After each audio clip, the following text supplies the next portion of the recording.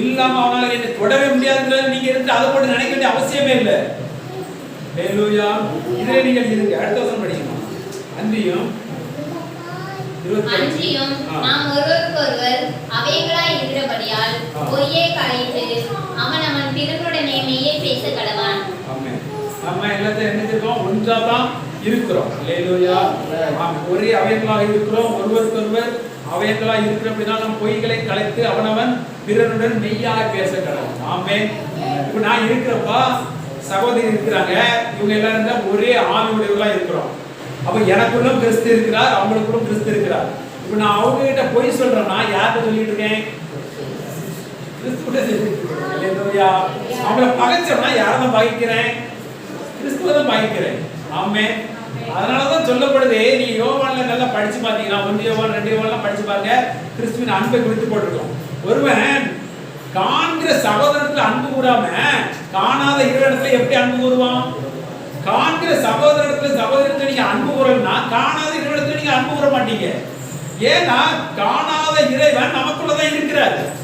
இதை அறிந்து கொண்டால் நாம் அன்பு கூற ஆரம்பித்துருவோம். ஹல்லேலூயா. அப்ப இது நீங்க அன்பு கூறீங்கன்னா நீங்க யார் அன்பு கூறீங்க? தேவனை அன்பு கூறி கொண்டு இருக்கிறீங்க. ஹல்லேலூயா. இப்போ சகோதரத்துல நீங்க அன்பு வைக்கிறீங்க, சகோதரத்துல மெய்யாய் பேசுறீங்க, சகோதரத்துல எதுவுமே நீங்க மறைக்கல அப்படின்னா யாரை மறைக்கல, யாரை அன்பு கூறீங்க அப்படின்னா தேவனை அன்பு கூறிட்டு. ஏன்னா அவங்களுக்குள்ள யார் தான் இருக்கிறா? தேவன் தான் இருக்கிறார். அவங்களை கனப்படுத்துறீங்களா? தேவனை தான் கனப்படுத்துறீங்க. அவங்கள வாழ்த்துறீங்களா? தேவனை தான் வாழ்த்துறீங்க. அவங்களை ஏசுறீங்களா? தேவனை தான் ஏசுறீங்க. ஹல்லேலூயா. இந்த உணர்வு இதெல்லாம் எப்போ வரும்னா நீங்கள் அதை அறிய தான் இந்த உணர்வெல்லாம் வரும். இதை நீங்கள் தியானிக்க தான் இந்த உணர்வெல்லாம் வரும்.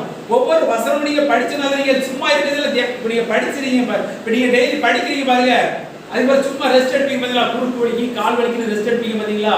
அதெல்லாம் உங்களுக்கு வராது. ரெஸ்ட் எடுப்பீங்க பாத்தீங்களா? அந்த ரெஸ்ட் எடுப்பீங்க அப்படியே நீங்க தியானம் பண்ணுங்க. எசேக்கியா பிரான்சிஸ் சொல்லுவாரு, நான் முதல்ல எத்தனை மணி நேரமா முழங்கால் போட்டு ஜெபம் பண்ணுவேன், 5 மணி நேரம் 7 மணி நேரம் தான் பண்ணுவேன். ஆனா இதை என்னைக்கு அறிந்தனோ அன்னைக்கு நான் அப்படியே ஜெபம் பண்ணணும், எப்படினாலும் நான் ஜெபம் பண்ணுவேன். சில நேரம் அப்படியே நான் படுத்து கிடந்து என்ன அப்படியே நான் சிந்திப்பேன். கிறிஸ்து எனக்குள்ள வாழ்ந்து கொண்டிருக்கிறார், கிறிஸ்து எனக்குள்ள அப்படியே இயக்கி கொண்டிருக்கிறார். இதையே நான் சிந்திப்பேன்.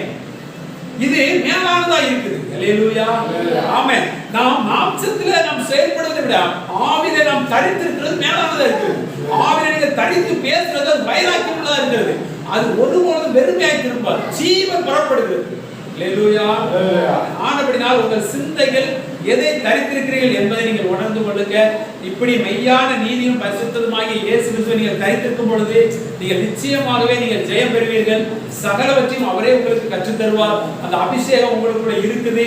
இன்னும் நீங்கள் வளர வேண்டும் என்றுதான் தேவன் விரும்புகிறார். அதற்கான ஆகாரத்தை தேவன் நமக்கு எழுதி கொடுத்திருக்கிறார். ஆவியின் மன்னாவை நீங்கள் அதிகமாக தியானிங்கள், அதிகமாக நீங்கள் வாசித்து, நீங்கள் சிந்தித்து, நீங்கள் தேவனிடத்தில் ஜெபம் பண்ணுங்க. கர்த்தர் உங்களை ஆசீர்வதிப்பார். நீங்கள் தேவ வசனத்தை எவ்வளவாய் கனப்படுத்துறீங்களோ அவ்வளவாய் உங்கள் ஜெபத்தை தேவன் கனப்படுத்துவார். நீங்கள் வசனத்தை எவ்வளவாய் நீங்கள் ஆசைப்படுறீங்களோ அவ்வளவாக தேவன் உங்கள் ஜெபத்தின் மேல் ஆசையா இருப்பார். நீங்க ஒரு வார்த்தை பேசுவதை கூட அதை வெறுமையா விடவே மாட்டார். நீங்க படிச்சுட்டு இயேசுவே அவங்களை நினைத்தரணும் நீங்க இருதயத்தில் நினைச்சா கூட அதை தேவன் கனப்படுத்துவார். ஹல்லேலூயா. ஏனென்றால் நீங்கள் அவரை கனப்படுத்துறீங்க, நீங்க அவருக்கு முக்கியத்துவம் கொடுக்கீங்க. இதுக்கு முக்கியத்துவம் கொடுக்காம நீங்க இரவு பகல் நீங்க ஜெபம் பண்ணுங்க, உங்களுக்கு நம்பிக்கை வரவே செய்யாது. ஹல்லேலூயா. கத்தி ஜெபம் பண்ணாலும் சரி, கண்ணீர் வடிச்சு ஜெபம் பண்ணாலும் சரி, தேவனுக்கு அது அருவருப்பாகவே இருக்கும். அவருடைய வார்த்தை கனப்படுத்தாம செய்யற ஜெபம் அவருக்கு அருவருப்பானது. ஆனபடினால இதை நீங்கள் உங்கள் மனதிலே வைத்து சிந்திங்க, வசனத்துக்கு முக்கியத்துவம் கொடுங்க. நான் உங்களுக்கு சொன்னது போல இதுல எல்லா கோடியான எல்லா ஆசீர்வாதமும் இருக்குது. அந்த உணர்வுல நீங்கள் நிருபங்களை ஆரம்பிங்க, ஒவ்வொரு தியானிங்க. கர்த்தர் உங்களுக்கு வெளிப்படுத்தி தருவார். இந்த வார்த்தை மூலமா தேவன் உங்களை ஆசீர்வதிப்பாராக. ஆமென். இயேசுவின் நாமத்தில்